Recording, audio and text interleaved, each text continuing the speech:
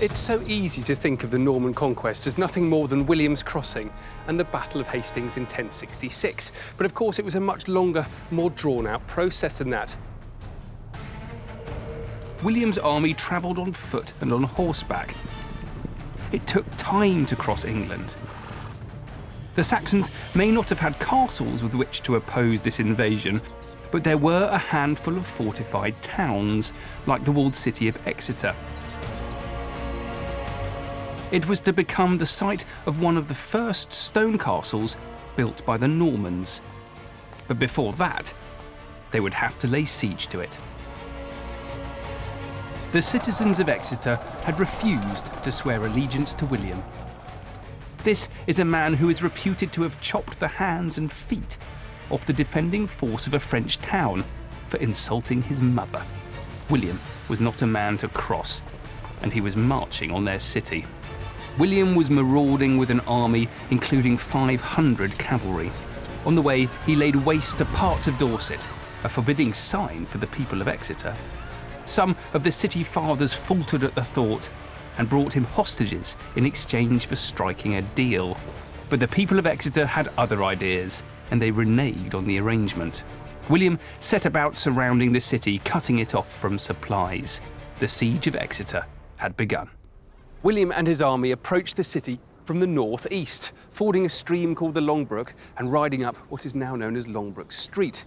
At the east gate, William had one of his hostages blinded to show the citizens of Exeter what to expect, but they didn't surrender. And there's even an account that one of them took to the castle walls, dropped his trousers, and farted. The east gate has now been demolished, but you can get a sense from these walls behind me that it was once a formidable obstacle. William had his engineers dig tunnels to try and undermine the walls, and after 18 days, they partially collapsed. It was the beginning of the end for the defenders, but the siege was only broken when Exeter's bishop and his clergy took a Bible and some holy relics to William and made him swear an oath not to sack the city or harm its people. He kept his word.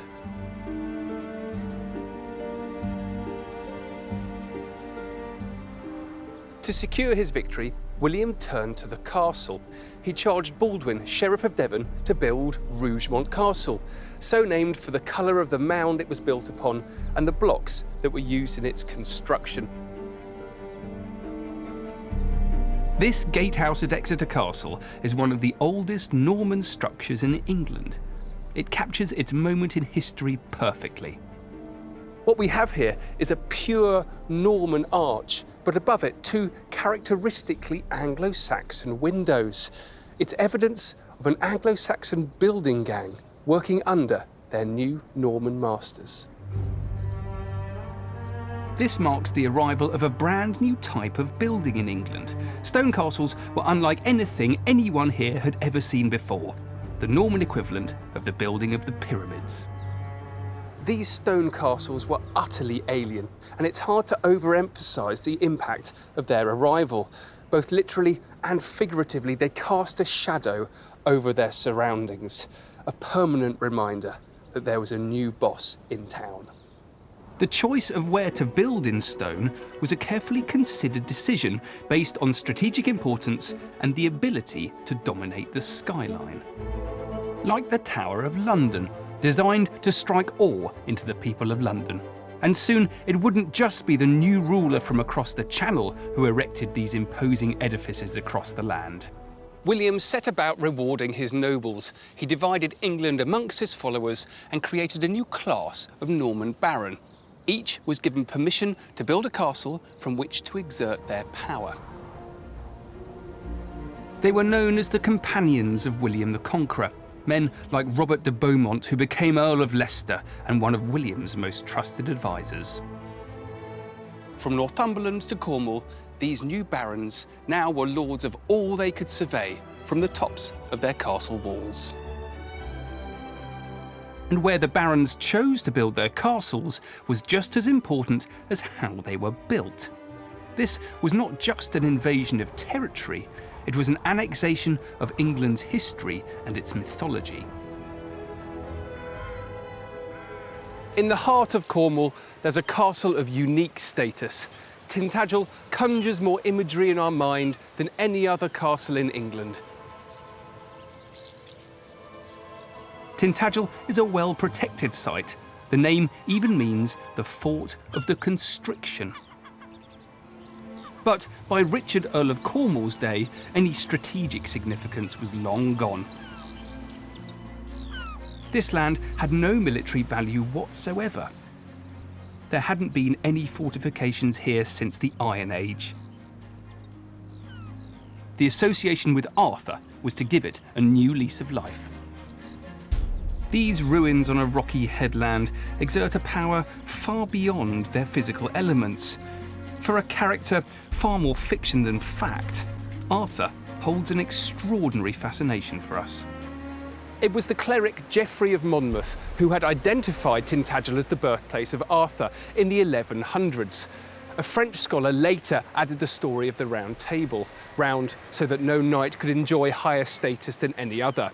And later writers still added the story of the Holy Grail.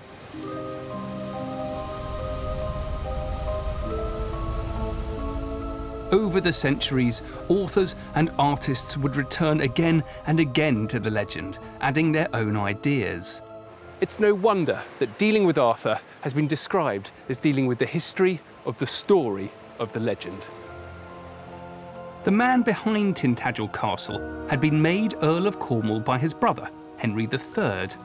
He came from the same Anglo-Norman elite, but he needed to be accepted by the Cornish to make it easier to assert his authority and, more importantly, collect his taxes. It seems that Richard, Earl of Cornwall, was so eager to link his fortunes with those of Arthur that he decided to build his very own Camelot.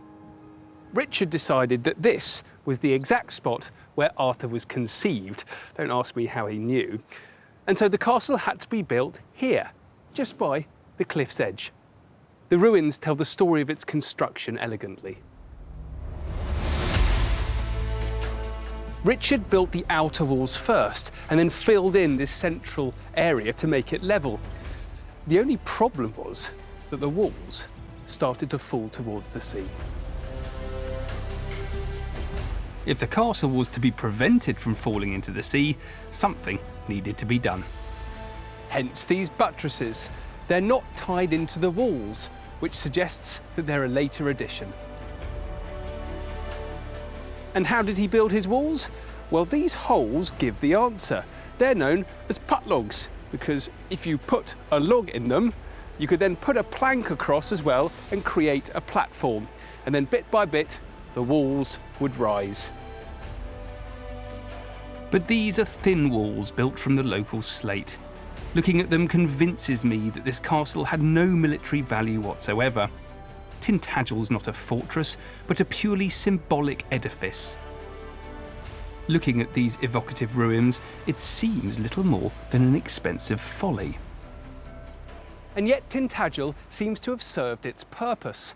The tin in Cornwall made Richard wealthy, and he used that money to enhance his status at every opportunity. He even bribed some German barons to elect him King of the Romans, the first and only time that an Englishman has held that title. The masons at Carnarvon were working on something that hadn't been seen on these shores before. Edward I's new fortresses had a colonial town built into them. These were known as bastides, an idea taken from Gascony. For Wales, he built the most heavily fortified version possible. Bastides were a truly colonial idea. They were surrounded by high walls and laid out on a military-style grid system. They were designed to provide both goods and taxes, and were even subject to their own colonial laws. Bastides were a way of generating income for the project. But in Wales, the king's new bastide towns had a far more sinister side. The Welsh were cut out, and the English filled the townships.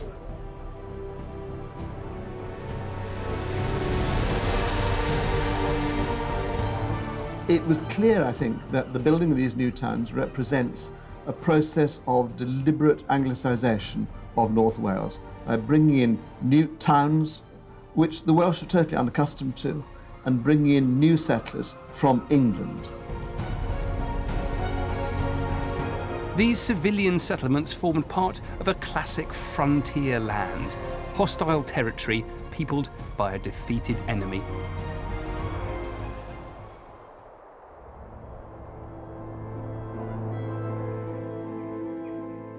The last castle Edward built in Wales would be Beaumaris, meaning beautiful marsh.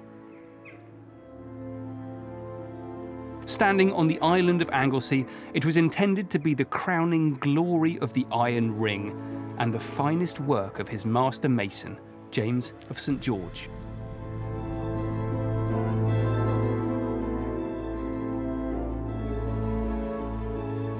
Beaumaris was a military masterpiece, planned with an almost impenetrable series of defences. It was based around the idea of concentric walls, essentially building a castle within a castle. Like so much else, it was a lesson learnt from the great fortresses of the Holy Land. If you were an attacker and you managed to make it through or over this wall, you'd then be trapped here in a killing zone. You'd face a constant barrage of missiles, and you still had to make it past this even bigger wall.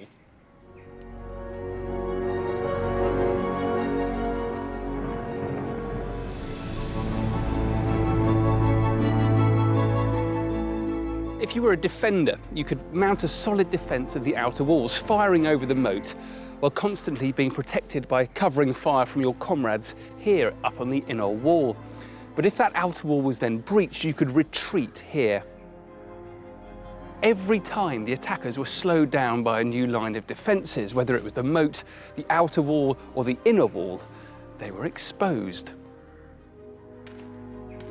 James of St George was now known as the master of the king's works in Wales, and Beaumaris offered him something unique.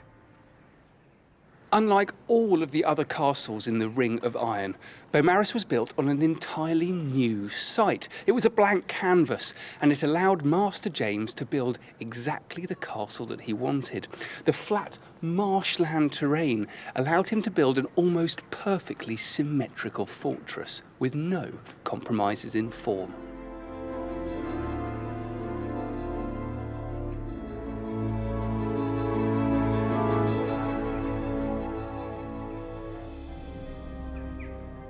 More than 2,500 people were brought in to work on this project in the first year alone. But there was a problem. Castles were enormously expensive, and Edward's brutal wars had almost bankrupted the kingdom. For all its design genius, Beaumaris was never actually finished. Whilst the Tudors may have turned castles into playthings for the fashionable aristocracy, it would be many years before castles entirely lost their military purpose.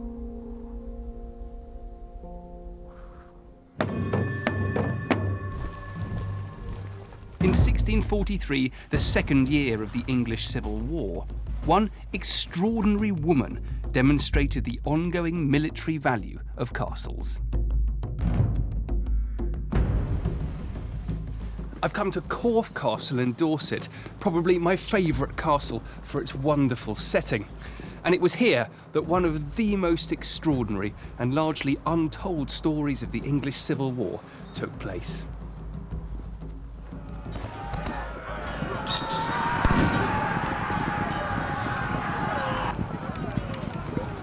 This civil war, fought between Oliver Cromwell's parliamentarians and the royalists under King Charles I, caused ancient castles, fortifications, and even town walls to suddenly acquire a value and function that had been almost forgotten.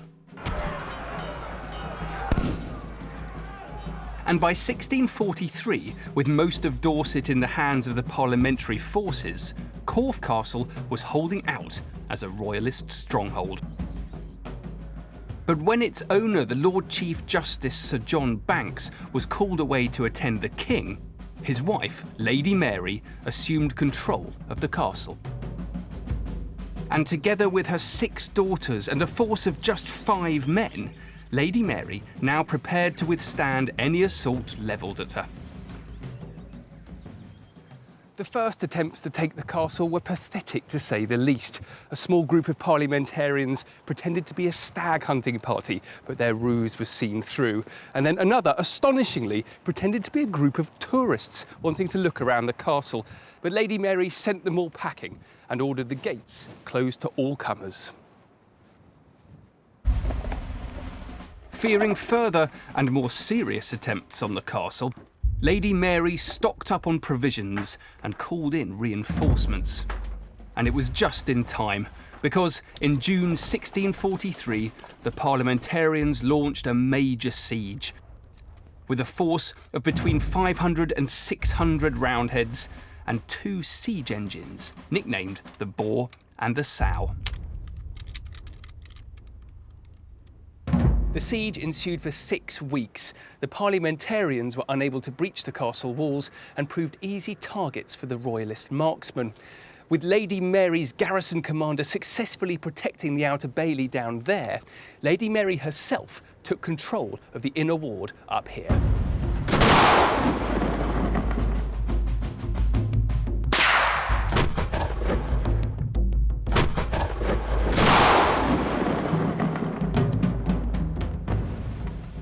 Lady Mary was clearly no pushover, and for rebuffing the siege, she gained the nickname Brave Dame Mary.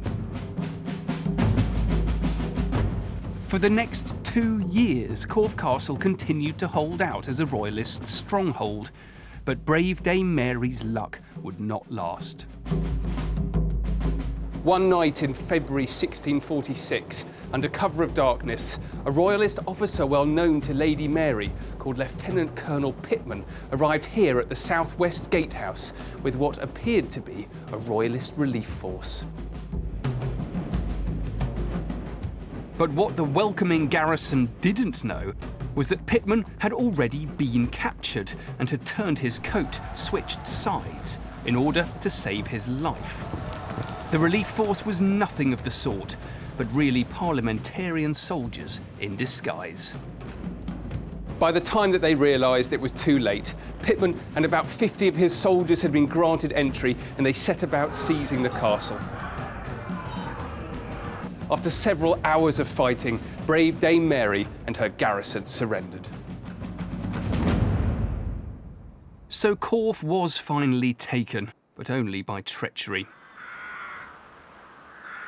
In 1747, Walpole had chanced upon 2 cottages known as Chopped Straw Hall, here on the banks of the Thames in Twickenham, and he set about transforming them. "I'm going to build a little Gothic castle," he wrote to a friend, "with battlements, pinnacles, even a great round tower looming large in his vivid imagination."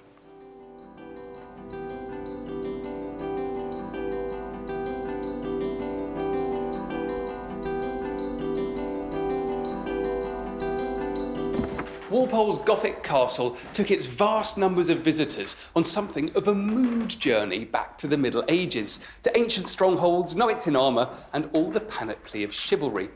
Walpole wanted the experience to convey feelings of both gloom and warmth, and he even coined a term that conveyed both. Rather brilliantly, he called it gloomth. Walpole's Gothic castle, which he christened Strawberry Hill, stunned 18th century society. It was unlike anything else in the country and was soon to become a tourist mecca. Walpole delighted in entertaining the gentry, foreign ambassadors, and occasionally even royalty. Such was the public's demand to see Strawberry Hill and sample a bit of gloomth for themselves that Walpole had to confine it to 4 visitors a day, with published rules for their guidance, but strictly no children allowed. These are visiting cards, and they were recently discovered trapped behind the mantelpiece. And they give you a real sense of people desperate to come in and see this magnificent building. They're written on the back of old playing cards. And this one is from a tea merchant. And as it says, they will be extremely obliged to him to let them see his house at any time this morning. And the name of that tea merchant was Mrs. Twining.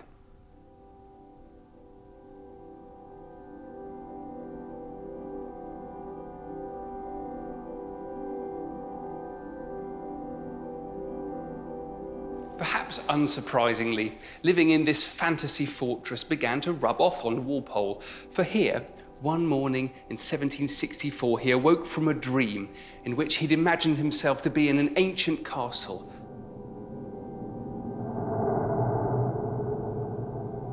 Where, on a great staircase, he'd been confronted by a gigantic fist in armour.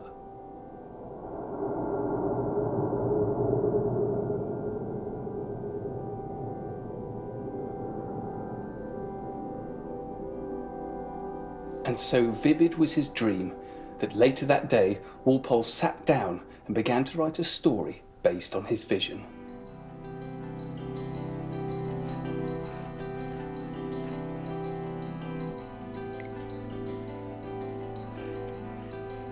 The book that emerged, The Castle of Otranto, is now widely considered to be the very first Gothic novel, containing all the classic tropes of mystery and horror.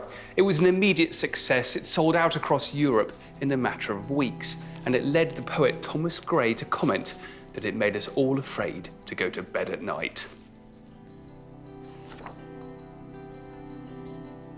A clap of thunder at that instant shook the castle to its foundations. The earth rocked, and the clank of more than mortal armour was heard behind.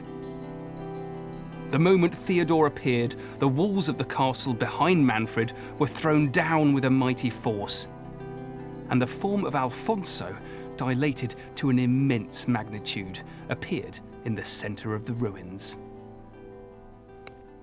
With his novel, The Castle of Otranto, and this incredible building, which he described as the prettiest bauble you ever saw, Walpole had combined both the real and the imaginary. His Gothic revival conjured a new romanticised view of the noble castle, one inhabiting both our dreams and our nightmares, and now presiding over a mythic realm.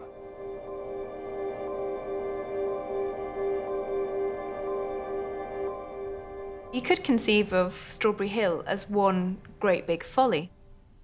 It inspired other landowners, other patrons, to have the confidence to build their own follies within their landscape. But this was a very desirable thing to have within your grounds. It added an air of history to your landscape, an air of always being there. But it was part of this wider lust for the past, this wider reverence for the medieval past, and a fascination with all things Gothic. But follies gave that kind of romance to your landscape.